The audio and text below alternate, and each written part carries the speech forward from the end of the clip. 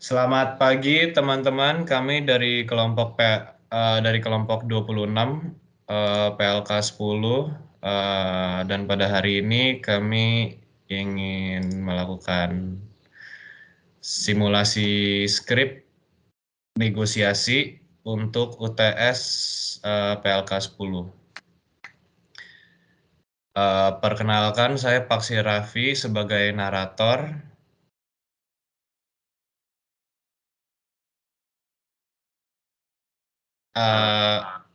Ya, Saya silakan. penasihat hukum PT BCD. Perkenalkan saya sebagai Ibu Maman.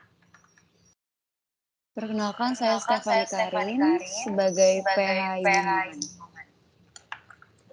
Perkenalkan saya Devi Wiranti Dulu sebagai Budi Hantono. Baik, itu adalah peran-perannya. Langsung saja kita mulai simulasi skripnya. Pada hari Senin tanggal 3 Agustus 2020, pihak PT BCD dan Pak Maman melakukan negosiasi terkait perjanjian yang telah dibuat sebelumnya. Kasusnya adalah Tuan Maman membeli 5 buah truk kontainer merek Z dengan harga 850 juta rupiah. Total harga kelima truk tersebut adalah 4.250 juta rupiah. Tuan Maman telah membayar uang muka senilai 2.125 juta rupiah.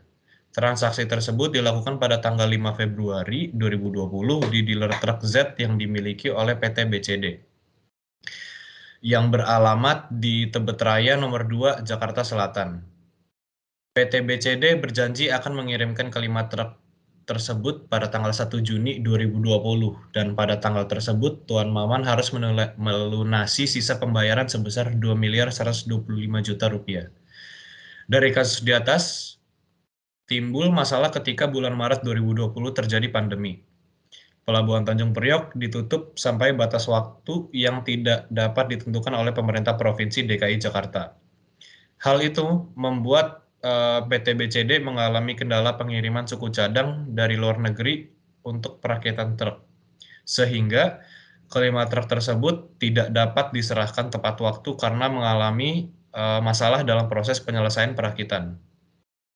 Tuan Maman sangat membutuhkan kendaraan truk tersebut sebagai kegiatan usaha ekspedisinya yang baru saja dirintis, sehingga ia mencari distributor truk yang lain dan menghubungi PT BCD untuk membatalkan pembelian.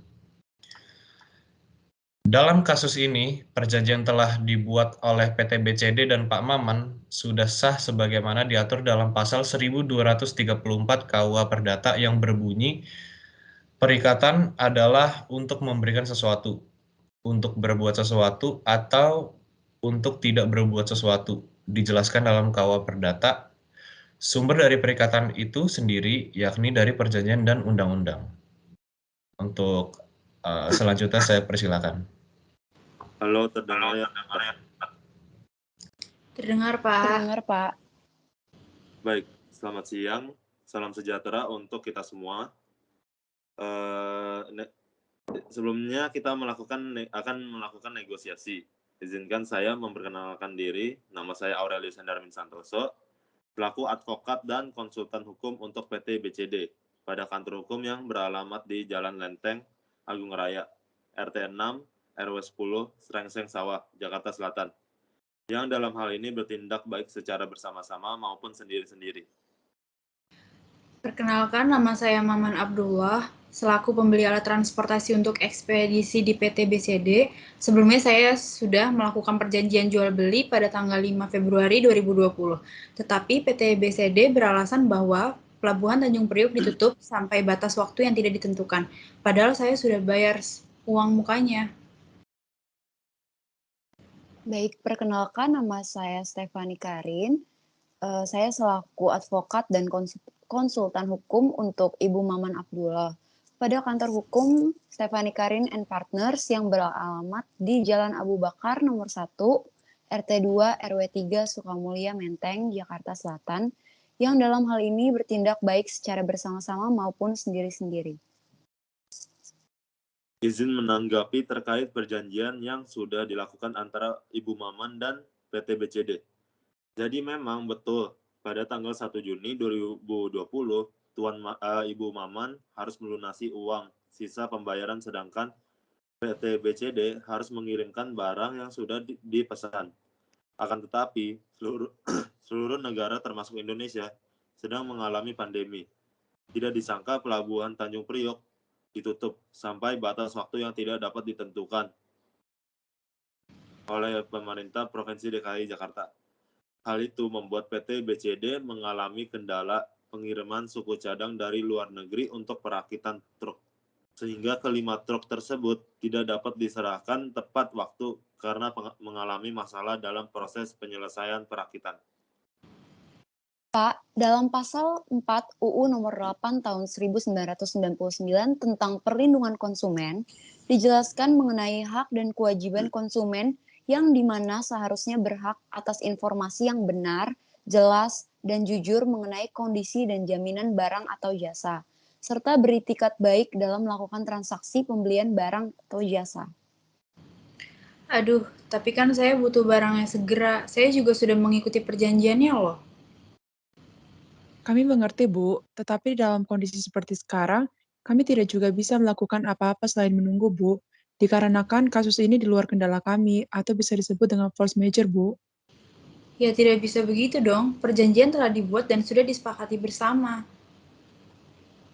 Kami mengerti bahwa memang ada hambatan terkait dengan pengiriman barang yang diperjanjikan. Akan tetapi, Ibu Maman sangat membutuhkan barang itu segera. Di perjanjian tersebut, PT BCD menyanggupi bahwa pengiriman akan dilakukan pada tanggal 1 Juni 2020. Dalam pasal 16 UU Perlindungan Konsumen, pelaku usaha dalam menawarkan barang atau jasa melalui pesanan dilarang untuk tidak menepati pesanan atau kesepakatan waktu penyelesaian sesuai dengan yang dijanjikan, dan dalam perjanjian tersebut tidak ada aturan mengenai force majeure. Begini, Ibu, hal-hal seperti ini sudah sering terjadi sebelumnya. Namun, untuk force majeure, yaitu pandemi, memang menyerang seluruh negara dan kita tidak bisa berbuat apa-apa selain menunggu sampai pelabuhan Tanjung Priok itu sendiri dibuka. Nah, sebab dari itu saya memutuskan untuk membatalkan perjanjiannya. Saya mau beli dari tempat lain aja deh. Saya sangat butuh barangnya. Saya paham betul atas ketidakpuasan Ibu Maman terhadap peristiwa ini.